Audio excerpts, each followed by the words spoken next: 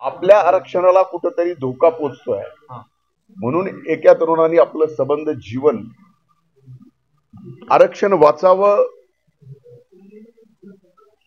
त्याच्यासाठी चालणाऱ्या आंदोलनामध्ये आपल्या जीवनाची आहुती दिली आहे।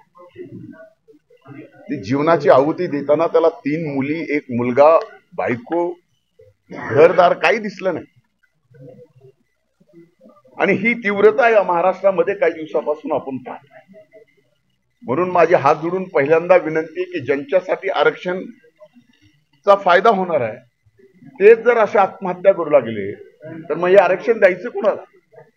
म्हणून कुणीही आताताईपणा करू नका। सरकार अतिशय सजग आहे। माननीय मुख्यमंत्र्यांनी, माननीय उपमुख्यमंत्र्यांनी कुठल्याही आरक्षणाला धोका लागणार नाही याची खात्री घेतलेली आहे, जबाबदारी घेतली आहे। आणि यामध्ये या सर्व गोष्टी पाहत असताना आपण माध्यमांनी सुद्धा आता छत्रपती शिवशाहू फुले आंबेडकरांच्या या पुरोगामी महाराष्ट्रात जसा छत्रपती शिवाजी महाराजांनी गावकूस घालून दिला तो गावकूस आता या आरक्षणाच्या वेगवेगळ्या लढायांमुळे राहिला नाही। 2 जातीचे जिवलग मित्र एकमेकाच्या जीवावर उठायला लागले आणि काही जिल्ह्यात तर पोलीस डिपार्टमेंट मध्ये पोलिसांना ड्रेसवर अन्नाव लावायची सुद्धा बंदी आहे। हे छत्रपती शाहू फुले आंबेडकरांच्या महाराष्ट्राला शोभणारं नाही। म्हणून आता आपल्या सर्वांना प्रयत्न करावे लागतील आणि पुन्हा ती समता या ठिकाणी प्रस्थापित करावी लागेल। ओबीसी आरक्षणासाठी आत्महत्या करायला लागले, ओबीसी तरुणांना काय आवाहन कराल?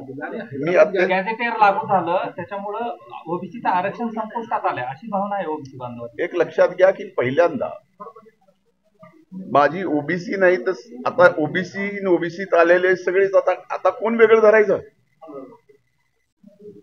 कुणाला वेगळं धरणार आहे?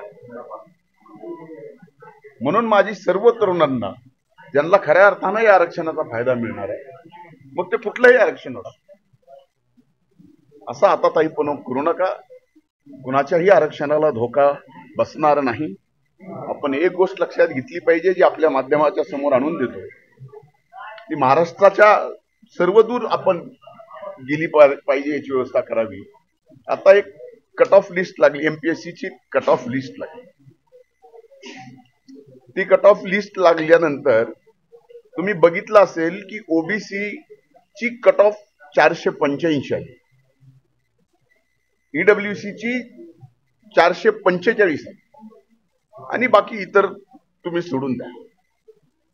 मला सहज विचारायचं, माझ्या मनात आलेला प्रश्न आहे, आता ईओडब्ल्यू मध्ये जे आले आणि ओबीसी मध्ये जे नव्यानं आले त्यांना जर 84-80 गेले ते कटले ते आणि ईओडब्ल्यू मध्ये आल्याला 445 मध्ये पास झाला। मूळ हे खरंच राजकारण नोकरीसाठी, शिक्षणासाठी का खरंच राजकारण राजकारणासाठी? हा विषय आता आपण सगळ्यांनीच मुख्यमंत्र्यांना एक पत्र लिहिलेलं मी माननीय मुख्यमंत्री महोदयांना पत्र दिल्यानंतर त्यांचं माझं फोनवर एकदा बोलणं झालं, पण या प्रकरणामध्ये माझा त्यांचा मेसेज झाला आणि त्यांनी या सर्व जी काही मदत करायची सरकारच्या वतीनं त्याची जबाबदारी त्यांनी घेतलेलीच आहे। आम्ही सुद्धा आमच्या वतीने जी काही जबाबदारी घेतोय। माझी आपल्याला हात जोडून विनंती आहे की आपण सुद्धा आता या महाराष्ट्रात शाहू फुले आंबेडकरांच्या महाराष्ट्रात सर्व 18 पगड जाती धर्म एकत्रित गुन्हा गोविंदाने राहावेत यासाठी प्रयत्न करावा। जीआर रद्द करण्याची मागणी होत आहे, जीआर रद्द होऊ शकतो का? आणि